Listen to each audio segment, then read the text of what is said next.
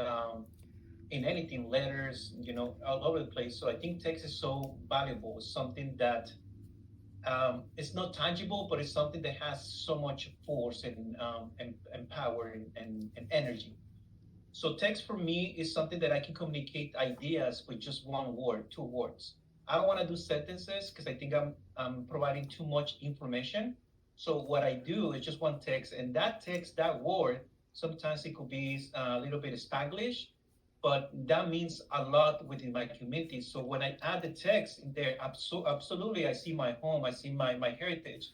And when it comes to linguistics, basically, some words they only use, I'm from a ranch, so basically the a ranch it represents it has so much value within specific demographics in Mexico. Here in the border, I learned other words that somehow has strong meaning, strong presence within the community. So for me, words it represents who I am, but also a little bit my culture and how I can transmit that just with a simple word. But that word can means a lot of things, and that's the beauty of art. And the beautiful thing about this is text. But at the end of the day, it's a design. It's something that we can read, and everyone can actually get something out of it. So for me, putting my heart in the form of a text or a word, it means a lot. It means my message is actually is coming across. It's something that a visual artist I'm looking for to accomplish that. And of course, once again, my heritage is giving me so much, and those words to me it represents. Um, it has value. It's gold. It's a gold mine to me. It's something puro oro. Just means something that I can use, reuse, and basically transmit it in a way the way I feel about me and my culture through text. And of course, it means everything. I really love that question. It's actually, yeah, it's my home. That's a great answer. Yes. hmm Thank you. Appreciate it. I have another question. For number hmm 3, why do you choose to work in printing such as nanocut and do you work in other medium? I love lino cuts. Lino cuts to me, it is something that when I was a kid, my dad used to take me to museums. We were not museum goers. We didn't. I mean, it's not like we didn't like it. It's just we were grew up in a really poor environment, and then we live in Aguascalientes, which is now a metropolitan city in Mexico. So my dad used to take us to different events whenever he had time. So I remember going into this museum and I saw a black and white by Posada. I didn't know it was him. Who was that person? To me, it was just another artwork. But to me, black and white is actually done with, of course, with lino cuts and other mediums. But for me, lino cuts is something beautiful. It's something that presents. It takes me back in time. It takes me back a little bit when I visited that museum and I saw Posada's print in that museum. And Posada, what he did as an artist, basically started to represent the community in Mexico. Also, fight a little bit the government, a little bit the aristocracy. And for me, actually grabbing or those elements of just Millennium, for me, is bringing back a little bit my childhood. But also, the way that linoleum is used as a form of printmaking to disseminate different images, make multiples images. For me, it's something that it has an activist form as well. Like Posada when he used to attack the government through these propaganda prints. And for me, it's something that it has that value. That line of cuts is the only medium that can actually achieve that. Of course, I do other techniques such as screen printing, lithography. For me, linoleum is something that I feel at home. It's something that I can actually, speak from my heart too as well. But also, it's something easy that I can carry around. And I have one right here, literally, and I'm working one when I'm taking breaks. And for me, something I can carry around. So it is something that also, when it comes to a little bit, the versatility of that to take it to a different place. It looks really thin. I can put it in my backpack. I can store it. It's really easy storage. It lasts for a really long time. So for me, relief, it has that beauty. When you see the black and whites, it's all the medias, they have a specific way to, create an image. But linoleum is something that fascinates me, something that attracts me. It's something I feel that connection with the media. And there's nothing out there that can really, take over linoleum. And I feel so skillful with other techniques, but I feel linoleum is the media that I want to. So when I see other mediums, I try to stay away because I cannot have the same results, like what I do with linoleum.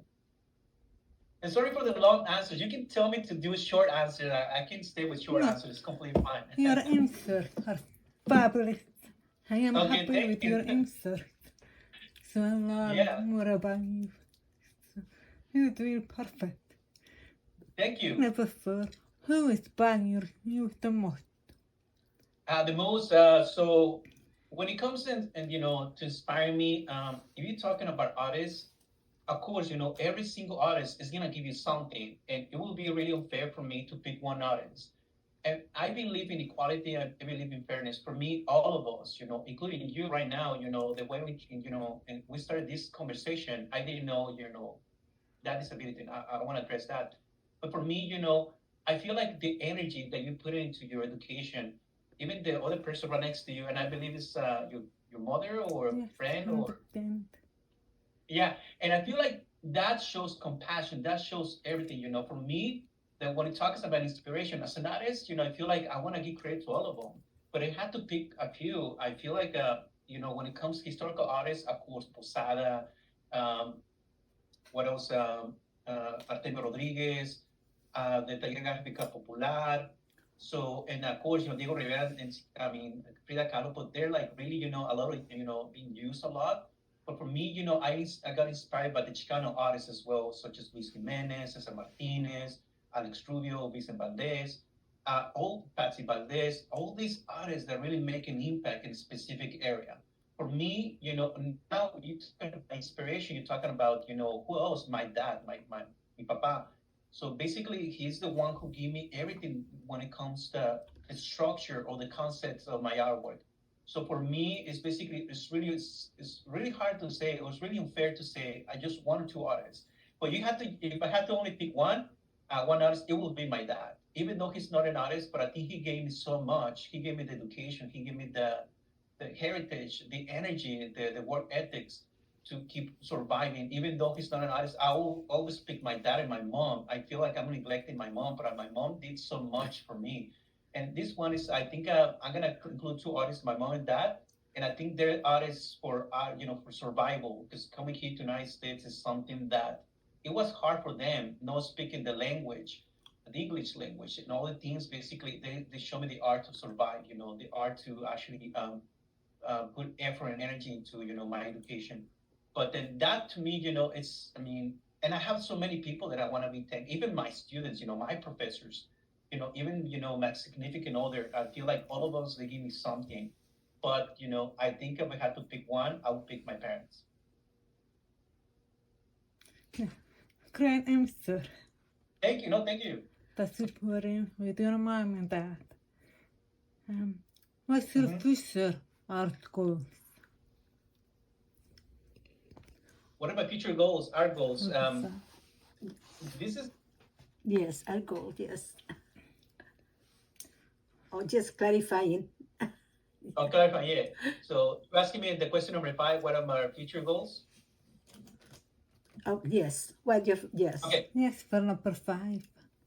Yes. Okay. Number 5. So my future art goals. I'm being professional and working for the UTSA. I work on the research. And research for me is basically I need to be active in the art world, and I'm really overachiever. You want to call it that way. I always work in something, and you're always gonna see me working in something. So for me, my next goals is basically um, I want to get into museums. One of the dreams that I have is to have a this solo show in my hometown in Laredo, where I can fill up the entire gallery with artworks. And I feel every time I pick one artwork, is one artwork that actually can fill a space in the gallery. And I want to have a retrospective. That's what it means, a little bit have done throughout my life. Because Laredo, Mexico gave me so much. But when I migrated here to the United States, and the first town that I visited here in the United States was Laredo. And for me, I consider Laredo to be my second home. It's the one that gives me the structure, the energy, the mix. I mean, the agriculture, what I call the melting pot for me when it comes, a little bit to politics. So for me, I feel like I want to give back to them, and the committee gave me so much, and then I feel like I want to give it back. And having that show to represent a little bit who I am because of them, because of my community, I feel like that's the best way to tell them thank you. So it will be a retrospective show. So that's one of my main goals, and I'm working every day to produce artwork. So hopefully I can have enough to fill up the entire gallery. So that's one of my main goals, and of course museums and all this stuff. But I think that sounds a little bit generic. But I think one of the things is basically my heart, my appreciation, my passion is basically with my community, and that's one of my main goals. And I try to work hard. Why? Because I wanted them to get inspired. I mean, because I was a kid too, and I used to go to that gallery, to that in Laredo, and I hopefully my community can get inspired, new generations can get inspired, and hopefully embrace art, or embrace something about art that helps them to become better human beings. And for me, something that I want to accomplish, because when I was a student, that's what I experienced. Hopefully, that formula works the same way now as an adult or professional. Yes, he's right about the next question. Do you have an exhibition coming up? An exhibition coming up, yes. So I have so many. So I'm laughing because I'm under a lot of stress. So I have one. I have one in Mexico in Laredo. It's an international show. I need to try my work over there. So I have one in Laredo. I have another one in Austin. Another one here in San Antonio. I have one in Texarkana. And then every time I'm working with galleries. Right now, I'm actually trying to fix putting things in the calendar for the next year. And I have all the shows. I mean, the main shows. There's something that's gonna make impact, in my research or my artist career. And then I have smaller shows. For example, smaller galleries. There's kind of quick shows, pop-out shows. Those ones are really quick. But the main ones is actually the ones that I had to travel, need to make an impact. And I'm going to El Paso Museum of Art. I need to go the 22nd to the 24th because I have a show over there. I need to go and actually do a table, a panel. So I'm gonna go and actually discuss my artwork with the audiences. So basically, I'm pretty active when it comes to show, and for me, it's something that I really enjoy. But then, yes, I do have some shows coming up, and the main one is gonna be in Nuevo Laredo. It's an international show. Yes. You're very busy. Yes, I love to be busy. Where's he coming here? He's selling to New York. One. Yeah, the other one is actually at the Greller Gallery, which is over the Zavala. And that one, they invited me to have a show there. So what I'm gonna do, Greller, Greller. So Greller, it's a beautiful place. It's a veterinarian place. But then that one, we're gonna work with because some of the sales is gonna go towards the Arturo's endowment, Arturo Almeida's endowment. Arturo's Almeida endowment. We're trying to collect money to conserve the UTSA art collection. And I think that one we're doing it because, of course, for me it's another show. But then I'm trying to, every sales that we do, a percentage is gonna go into try to donate money to keep conserving the UTSA art collection, which is vast. It's vast. It's a beautiful collection. That's great because in my class we are working on artists for the art collection for my class. Yes. Nice. For the present. That's great. Number 7. Why do you choose to stay in San Antonio even if you are not a border city? Well, you're asking me that question. It's really unfair. It's a beautiful question. There's a lot of things, when it comes to your life, that you and none of us have control. And I feel like San Antonio is this town where you have a place where I can call home. It's not so much close to the border towns. So when it comes to opportunities, I can tell you that I have more opportunities here in San Antonio. And Laredo, that's where I'm from. I feel like my second home besides Mexico. I can drive there in 2 hours and a half. So I mean, I'll go at least once a month. I'll go still support the art galleries. I still, be involved with the organizations. So for me, San Antonio is the place that give me a job.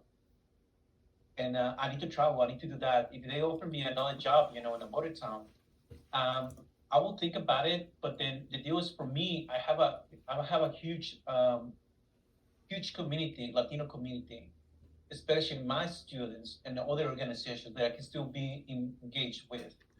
So for me, going over the town, choosing the word town, border town in here, it has to do with politics, but also jobs. And politics has to do a little bit with, of course, there are politics and all the things that probably, I mean, I'm not gonna be able to find or get a job there, and I need to get a place or move to a place where they can offer me that. San Antonio's, to tell the truth, is one of the best cities to be a Latino.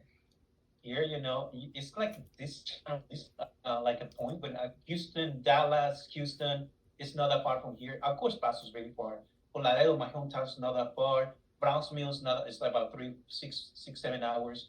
So San Antonio has a beautiful, art community. The art community here is fantastic. The education still is another level. And of course, the way we get ready, prepare, be professional, all the art faculty, we try to be, active. And then something that San Antonio is providing to me. Why I'm gonna change it? And I was really close to going to Duluth. Duluth, is this hometown, a border town between the United States and Canada. But then I feel, I'm glad that I stay here because I love this job, and Duluth will really kill me because I feel like being Latino over there, probably no one will support me. Here, I had that benefit, a lot of institutions, for example, UTSA supported me in my research. And the art galleries is supporting me, and I feel like I fit in here, and Laredo's not that far. So basically, it's moving, your pieces around, and trying to get a place where you feel, of course, welcome, feel satisfied, feel comfortable. I feel like these places offer me all these things. Why am I gonna change it when I feel so happy here? And still, Yes. I'm being This is Latino. like home. Nobody's gonna take that away from me. This is your second home away from home, right? Yeah. Yes. The last question.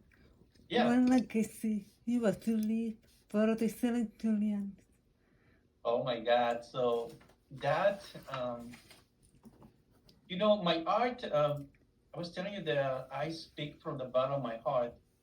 I have a style that some historians that have said is unique. And I don't know about that. I'm just an artist creating art. Is something that I enjoy. But something that I want to leave here to San Antonio is basically I want to represent printmaking. Printmaking is an area that's still a little bit neglected, an area that still is in art form, but then still is being, still, is being taught in institutions. But I want to be a printmaker, especially Latino, that represents San Antonians, that represents their community, and for other eyes outside of San Antonio. And I feel like San Antonio, even though I'm not from San Antonio, still they open their arms to me.